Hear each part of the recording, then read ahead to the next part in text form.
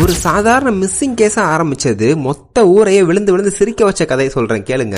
2021ல துருக்கியில பேஹன் முட்லுன்னு ஒருத்தர் our friends கூட party முடிச்சிட்டு பயங்கரமா குடிச்சிட்டு வீட்டுக்கு வரலான்னு காட்டு வழியா வந்திருக்காரு. அப்படி வரும்போது வழி தெரியாம எங்கேயோ காணாம போயிட்டாரு. சோ இவங்க ஃபேமிலி எல்லாம் பயந்து போய் போலீஸ்க்கு இன்ஃபார்ம் பண்றாங்க. போலீஸ் உடனே வந்து ரெஸ்கியூ டீமோட சேர்த்து நிறைய வாலண்டியர்ஸை கூட்டு வந்து இந்த காடு ஃபுல்லா தேட ஆரம்பிக்கிறாங்க. ஒவ்வொருத்தருக்கும் ஒவ்வொரு ஏரியாவை பிரிச்சு விட்டு ரொம்ப ப்ராப்பரா தேடுறாங்க. பட் எவ்வளவு தேடினாலும் அவரை கண்டுபிடிக்கவே முடியல. சோ எல்லாரும் சோகமாகி அவர் பேரை சொல்லி கத்துறாங்க.